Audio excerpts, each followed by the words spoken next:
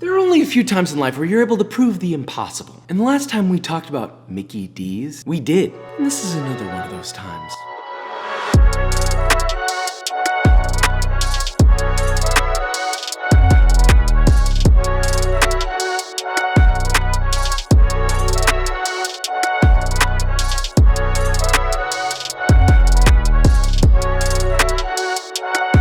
Welcome back to Bud Better episode 13, 14.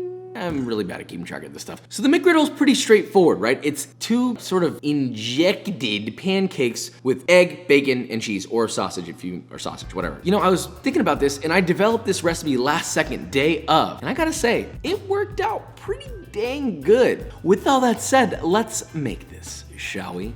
Okay. Oh, they have an armored vehicle here. I mean, they do be making billions of dollars and stuff, so. Good morning, welcome to McDonald's. Hi, I've actually never been here before. What do you guys think of the McGriddle? You said you want a McGriddle?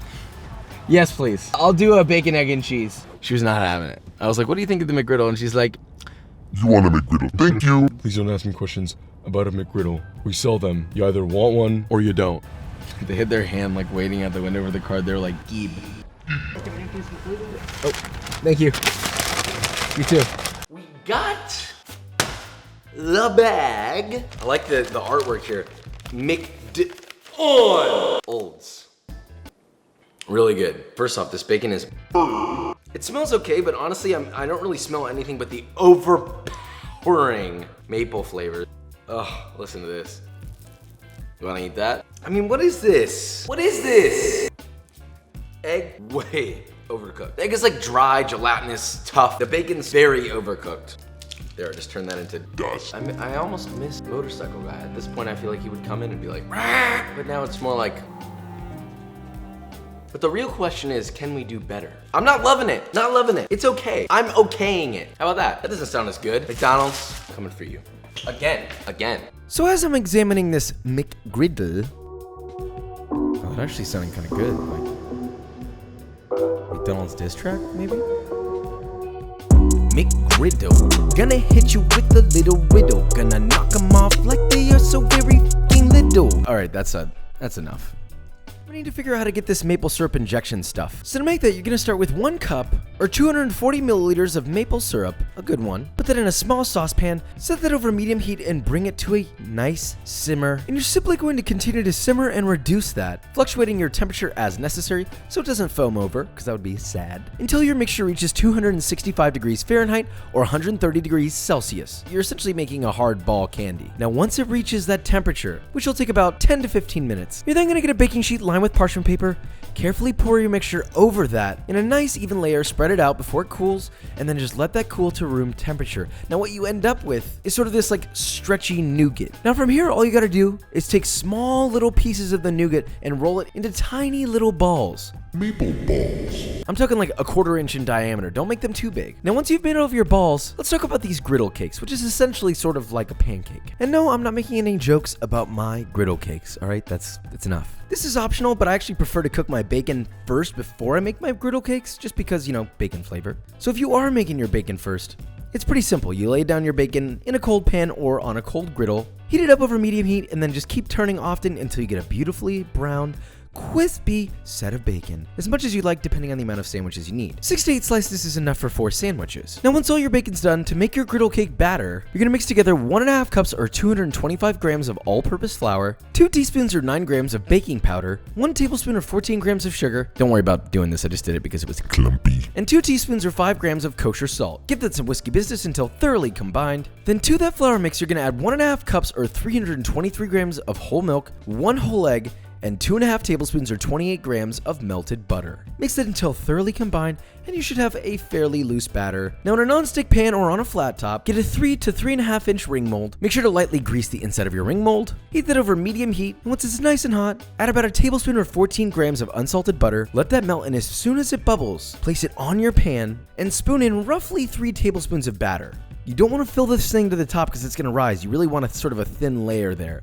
Take 4 to 6 maple balls and randomly place them on your batter, poking them into the batter, and then just let that cook for about 2 to 3 minutes or until you get a nice brown bottom. Take the ring mold off, flip your griddle cake, and repeat on the other side. And that's it, that's your griddle cake. Once both sides are brown and it's cooked through, it's done. Now that's 1/2, so you're gonna need 2 of these per sandwich. Then just repeat with as many as you need. This recipe makes about 10 to 14 of these. Now for consistency's sake, if you have any brands, I happen to have 2 iron brands of my initials, J and W. Heat those bad boys over a high heat flame until very hot, and just stamp my initials into the top bun. You have the coveted McGriddle cake. You got the bacon. Now let's talk about that folded egg, which is not complicated. For each sandwich, you'll only need 1 egg.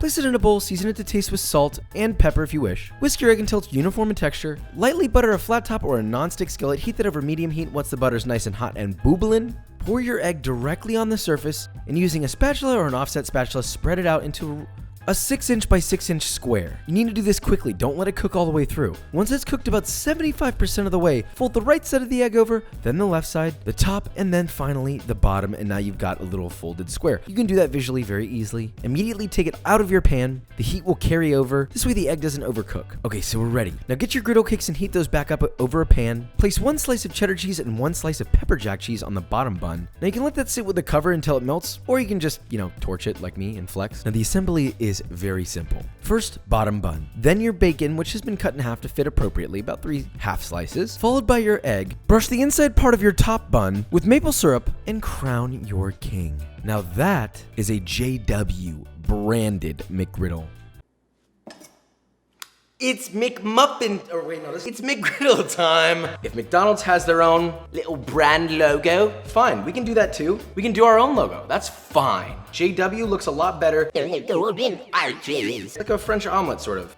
The eggs cook perfectly, it's not dry, it's seasoned perfectly. 2 kinds of cheeses, the bacon is sticky. Sort of fuel injection maple syrup that's got you like, but got class. Now with all that said, bring my friend in, okay? Work with me at Uchiko when I worked there. I got you, baby. Okay, start with number 1. You've been doing this long enough.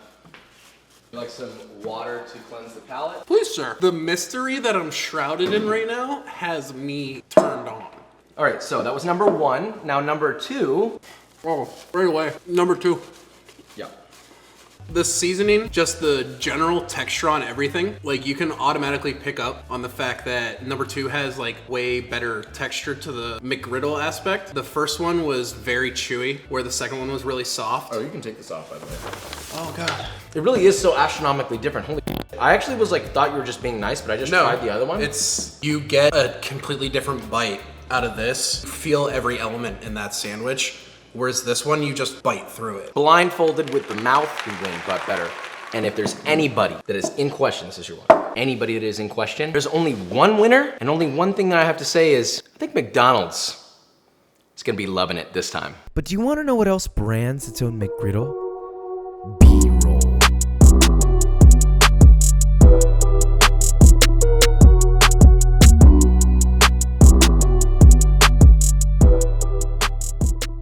Alright guys, and that is it. So we made the McDonald's McGriddle and we flexed. At first I was a little worried, right? Because I felt like mine looked a little different. This happens to me every time. You eat it side by side and it just blows the other one out of the water. And it really goes to show that we get so used to what something is, like, and don't really question whether or not it's even really good. We like it. Like, you can like something. To me, so many fast foods are just, they are what they are. That, like, when you get a burger from insert fast food chain, like, that is what it is, and it has been for years, and people just accept that, and they don't think twice about, like, wait a minute, this kind of sucks, or whatever. I don't know, it's an epiphany moment. I think I experienced that. I think Cam experienced that. Cam, thank you for joining us. I love you, and people who are watching, I love you. I kiss you.